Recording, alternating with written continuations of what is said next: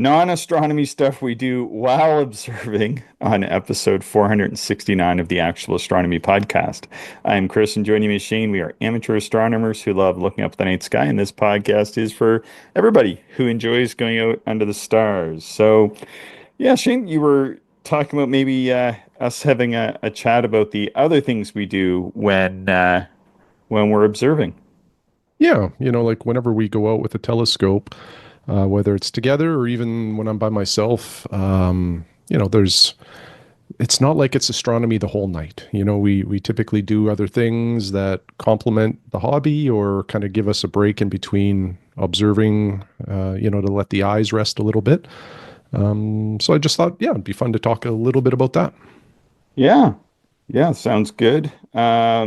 Out here, I find that there's all sorts of different things I get up to more so than I think ever in my entire history of doing astronomy, simply because um, I'm more I guess well situated here, like I'm more embedded in my observing landscape, so to speak. So it gets a little bit ridiculous at times.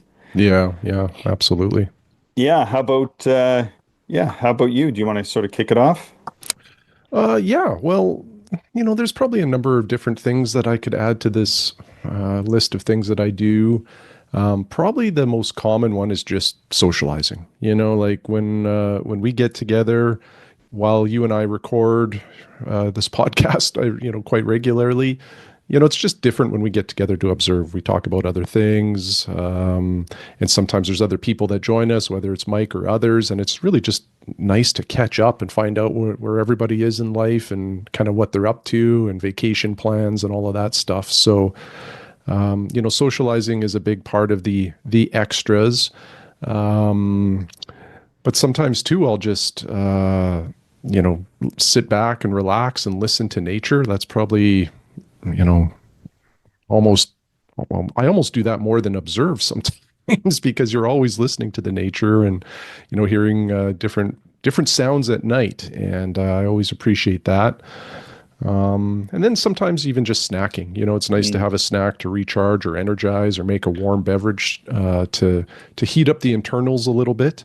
hmm. And that's quite pleasurable too. And sometimes I know this is going against a little bit of like non-astronomy stuff, but sometimes it's just even varying how I'm observing. Rather Hmm. than a telescope all night, maybe I'll switch to binoculars and look at the night sky.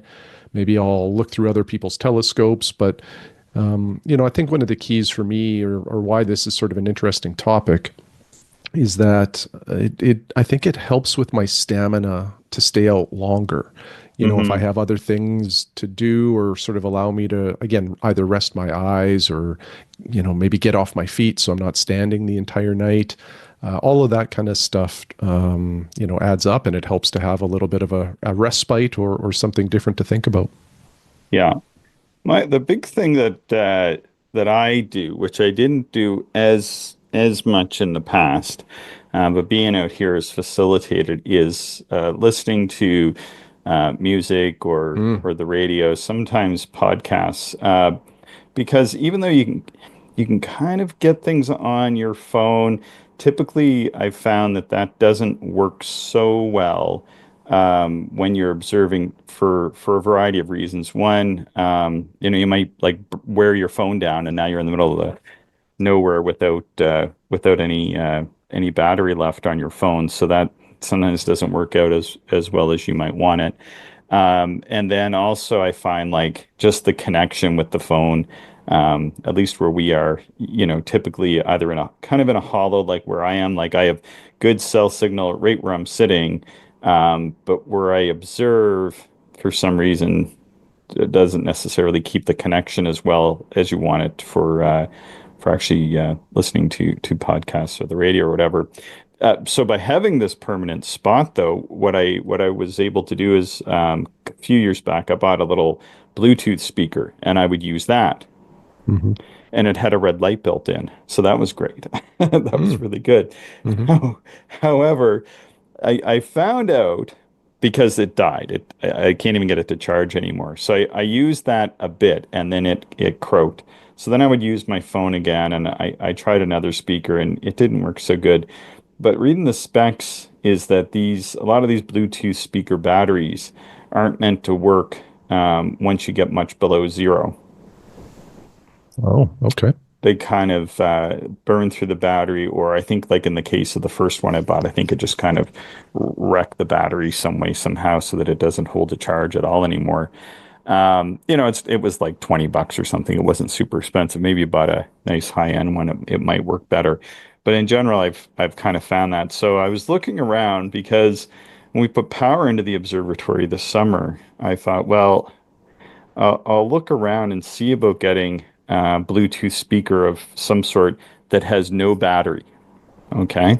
Hmm. I didn't want to get anything. Do you know how difficult that is to find a Bluetooth speaker that has no battery? Well, yeah, I imagine most of them are, designed kind of with mobility in mind, and not being tethered by wires. Yeah, exactly. Like that's the selling feature. You don't Yeah. even need to plug it in. It's like, well, great, but I actually want all these sort of antiquated features. So I was looking around. And and kind of on that note, it's kind of funny. I found it's a Bluetooth speaker that has no battery, and in fact, it's made to look like a 1920s or a 1930s radio. Oh, okay. And so I was super excited because, there's a lot of my observatory that kind of more or less looks like it's from the 1920s or 1930s, so to speak. And so I was thinking, oh, well, this is fantastic. It can kind of sort of sit in there. It's a little bit on the big side, but it's not too bad. It's about 7 or 8 inches high and 6 or 7 inches deep. And I kind of just sort of put it into the corner and can plug it in. And you can actually get regular radio on it too. So it has regular radio, so I can just tune in like CBC or a local radio station if I want, and then I can flip it over to Bluetooth and connect it to my cell phone. Typically is what I've been doing, and then yeah, that seems to work out pretty good. I think the for some reason that seems to be a better and more stable way to do it. The odd time I'll lose the connection or whatever. But in general, it works out pretty good. So, and the other thing I like to listen to is on the CBC. They have Night Stream with Odario Williams. I enjoy listening to that quite a bit when I'm observing because it's about a 4 hour show. And you can either tune into the podcast, so you can call it up at any time, or you can listen to it live, which I've often done. And I've Hmm. often thought about like writing in because he'll say something like, "Oh, let me know what you're doing late at night while you're listening to me," kind of thing. And I'm like, well, this is sort of an interesting thing to be doing. But anyway, yeah, quite enjoy doing that, or just listening to the regular old radio, or some podcasts. Sometime can be fun too. Yeah, yeah, I do enjoy that as well. I often just put in some headphones, and I don't listen to music as much when I'm observing, but I do occasionally. And if I do, I'm probably listening to a lot of jazz at night or Oh, some nice. some really old blues. I just find that sort of soothing to be there, and not distract me too much. Hmm. And yeah, podcasts as well. I've got a million, well, not a million, but I've got a lot of different podcasts that I follow, and more than I can ever consume, essentially. So anytime I can fit in a little extra podcast listening time, it's always enjoyable, and certainly with astronomy, that's a good time to do it. My only sort of conundrum with that is, like, it sort of takes me away then from listening to the nature sounds and just Yeah. what's going on at night, which sometimes I don't care about, actually, and that's when the Yeah. headphones go in. But I guess that's the trade-off. Yeah. There's only so many coyotes I can listen to. Like sometimes I'm just like, it Yeah, gets a bit grating because yeah. they come down. Like they've never like come up on the hill while I've been here, but I mean they'll be around, and I don't know. It seems like they're not around as much when I'm listening to the music or podcasts or whatever. So I don't know. I'm sure they can hear it. Like I'm Hmm. sure they can hear it because they're only like 100 feet away. But Yeah. so it does kind of help with that. I have had dogs come up to me at night, and like I remember once I was observing, it wasn't here, but I have had the local dog come up because our neighbors have dogs, and I've had the dogs come up while I've been observing, but they haven't done this. But I was observing once, and I was very focused, and I don't think I would listen to put my headphones in because of this. I was very, very focused and not really paying attention, and I kind of heard like a bit of a sound or whatever, but I really thought it was just like the wind kind of blowing because there was a little bit of wind that night, and a dog came up and licked my hand. And man, did I ever jump. Yeah, it really Yeah, that would startled get me. that would startle a person. You're not Yeah. expecting that. So I've never like because I had thought about wearing headphones, and after that I was like, nope, I'm never doing that because Hmm. and I always um try to be a little bit more aware of kind of what's going on ever since then. Um yeah, you kind of mentioned socializing a bit. One of the things which can be pretty enjoyable to do is to just make some tea or whatever, and that is one thing that's quite nice here because sometimes what can happen, as you know, is we can get those mosquitoes in the spring, and typically, it's kind of like your hour sort of before sunset and maybe an hour or so after sunset. And like sometimes Mike will come out and set up. Sometimes he'll set up when the bugs are quite bad. I'll just sit in here and he can feed them. But what we'll do is then get set up and then make some tea in that, and then have a cup of tea, have a chat, maybe look at some astronomy magazines or whatever, see what comets might be visible, and kind of that hour and a half or so goes by pretty quick, and then it's not even dark anyway, but it's nice to set up when it's still bright, Hmm. and then to be able to then go out and get observing. Yeah, yeah.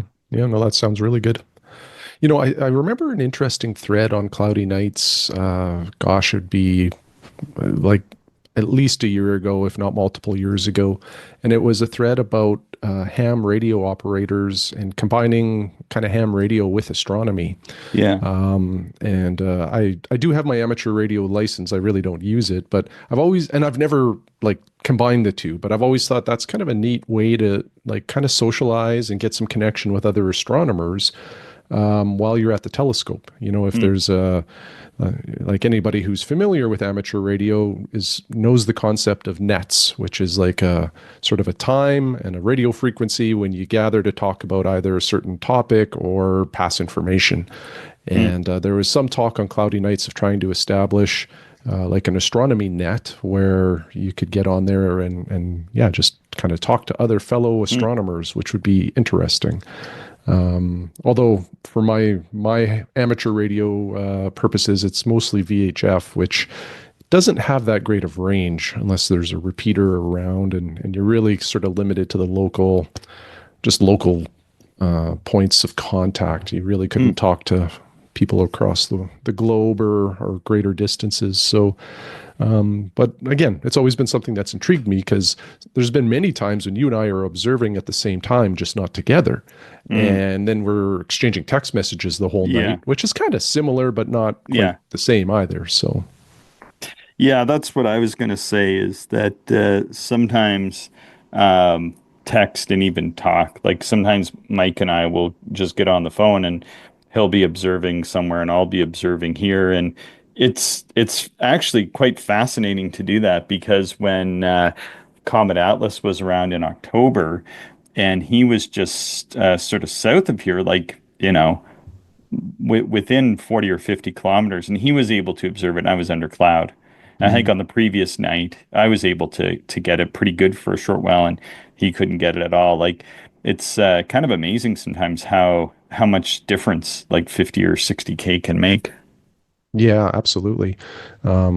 Sometimes that's well, and you just highlighted it. That's the difference sometimes between seeing what you want to see and seeing cloud. Mm-hmm. Yeah, Mm-hmm. yeah. Yeah, it is nice though at a star party too, if those clouds do roll in and then you can, chat with other observers or even if there's no clouds or whatever, just go around and look at other people's gear or compare gear, which really isn't sometimes, what we think of as sort of technically observing, Mm. but sometimes just to investigate and just see what other people have on the go.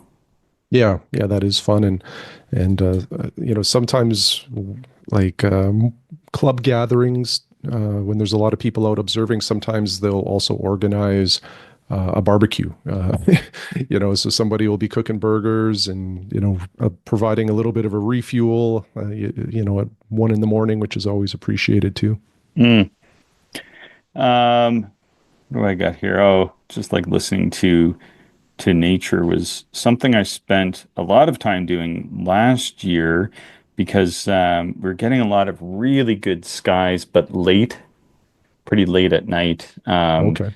And so I was sleeping and then getting up at sometimes 11 or 3 or 4 o'clock in the morning and observing.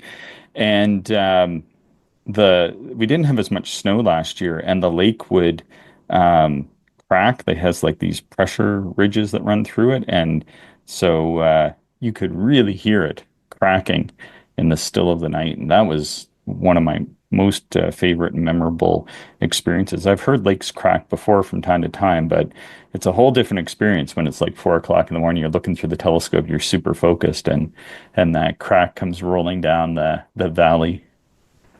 Yeah, and depending, like when you're out there and the lake is either freezing or if there's been a kind of a wind that shifts the ice a bit, Mm, sometimes that cracking is like almost nonstop and it just goes on and yeah. on and on and multiple cracks and very loud. Like it almost sounds like a blend between like cracks of thunder and like shotgun blasts almost. It's a unique Yeah, sound and it's quite yeah, loud and it's even more interesting when you're on the ice and that's happening. yeah. I've been on the ice when it's happening. It's weird, but I think I like I'm not right at the lake. I'm 100 or whatever, little ways back, um, and I didn't think that I would quite hear it from up here as much. But wow, there's nights where I can hear it kind of from different spots too, like up and down. Versus I think if you're right on the lake or at lake level, you might sort of hear it in the distance, but from up here, I can sort of hear it, even miles and miles away. But not so much this year. I don't think I've heard it this year. We've got, I don't know how much snow is down now, but there's probably close to a meter of snow down in lots of places. So I don't know what's on there, but our neighbor was saying to Rebecca she should go and try to snowshoe across the lake, and then he wrote and said, maybe don't do that. Had said that there was now like pretty big drifts out there, I guess. So might be more of an adventure than one might wish to take on. Yeah, that can be challenging. Other things, I've seen lots of owls over the year, more owls than I would have ever imagined while observing. Those nighthawks are pretty cool. People should look those up. We'll get the odd one here. Get lots in the grasslands. Bats I've seen Yeah. and heard lots and lots of bats. Didn't have the one around as much last year, but and there's one I think it lives somewhere right around my cabin, and hadn't seen it as much last year, but in the previous years, it was almost annoying. It would just like come down and like fly around my head. So I don't know. It really didn't like me observing on the deck, but I don't know. I feel kind of bad. Maybe I scared it off or something. One of the other things is when you're on the ocean anyway, or on a lake, even you might sit on a boat or go out on the boat at night and watch the stars. Can be pretty cool. Yeah, yeah, I've done that paddling before, and it's peaceful when you're on the water at that time of the night. Again, here in our province, there's almost always wind during the day. Like once that daytime heating hits, there's Mm, always a breeze, and if you're out on the water, there's always a little bit of a wave or some chop to deal with, almost always. And at night, it often is very calm and there's not much wind at all. So to be out on mm. the water paddling is quite beautiful. And yeah, if you're in a dark area, looking up at the sky is also quite nice.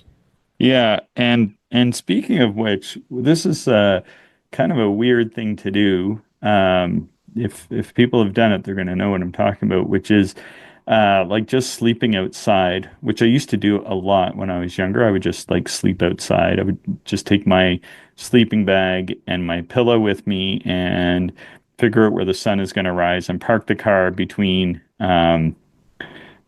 where the sun was going to rise and where I was going to sleep. And I would just sleep on the ground or sleep on a bunch of times I slept on like a picnic table or something. And then as you're drifting off to sleep and you're kind of having these micro sleeps, you'll wake up and fall asleep and wake up and fall asleep.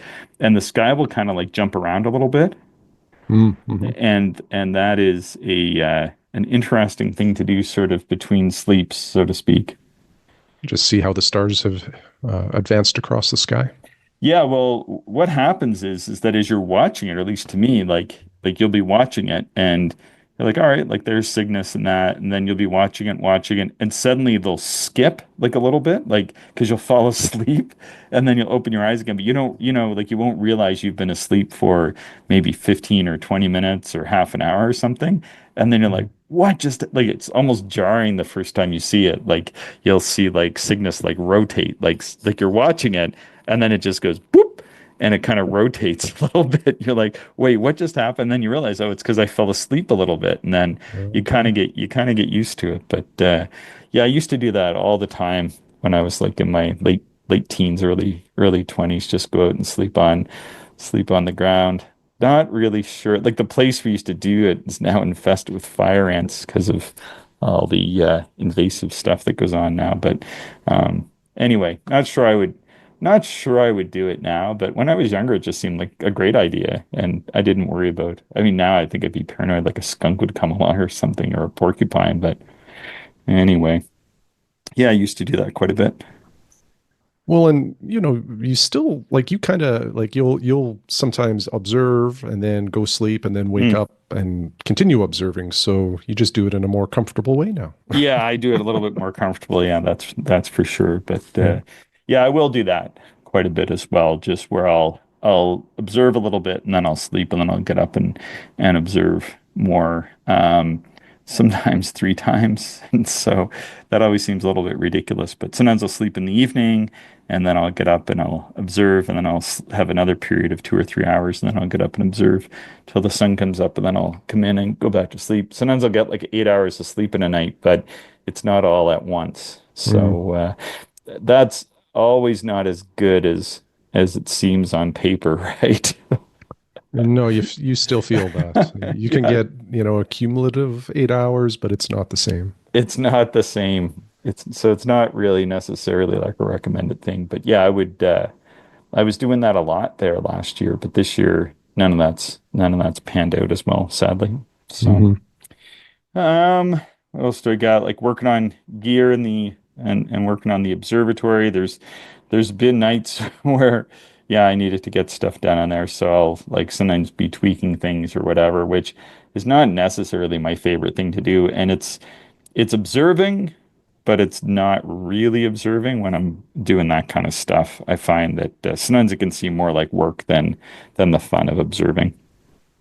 Yeah, and some of that, a little difficult to preserve the night vision too sometimes because you'll need a little bit of light and Mm. assistance that way. But I know what you're saying. Sometimes you can do little projects or kind of upkeep while you're at the telescope or while the telescope is out.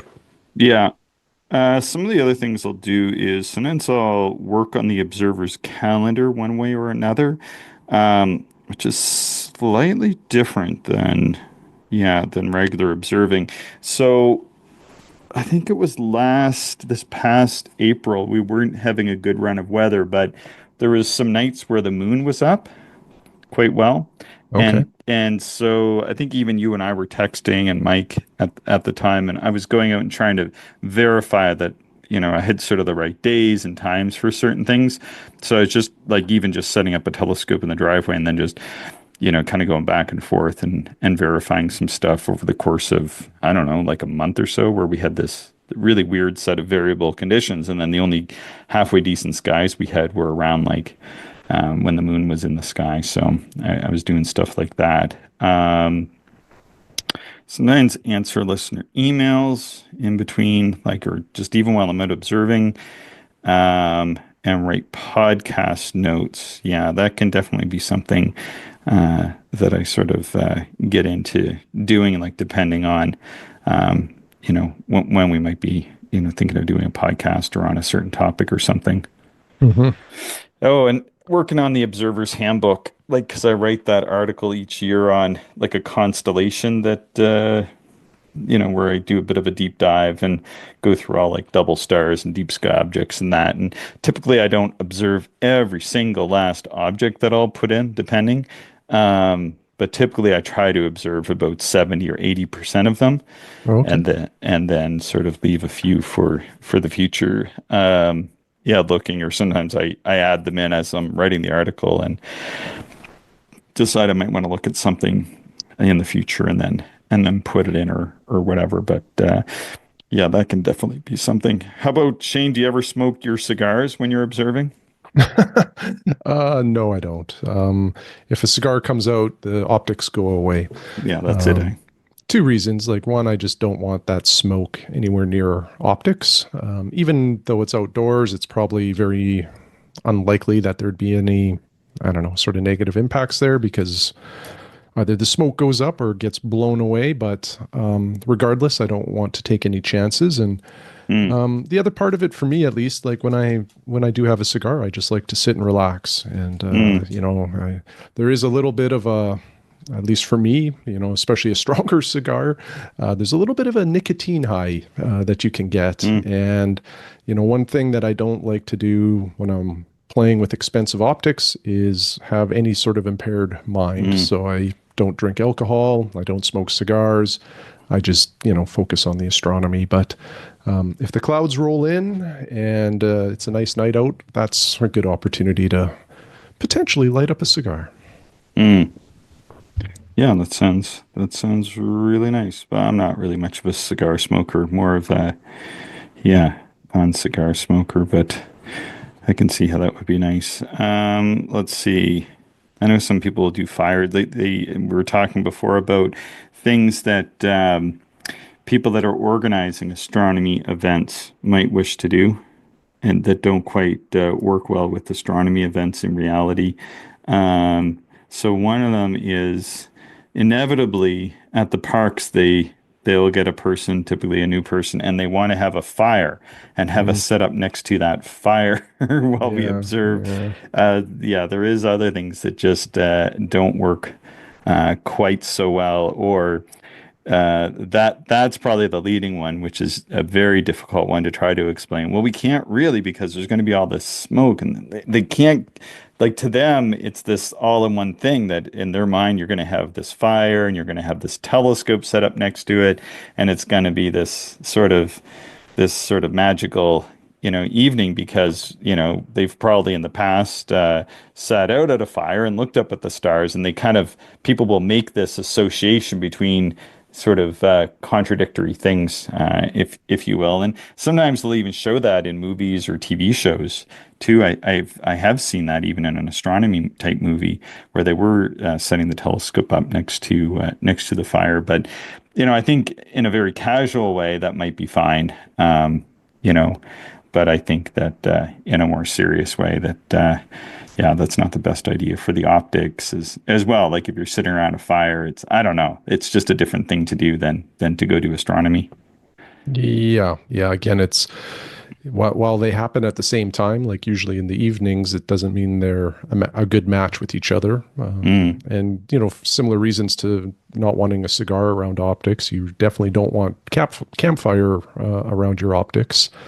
And then, yeah, the light just kind of ruins your night vision too. So hmm not a good match. But I suppose if clouds roll in, that's definitely an option. Yeah.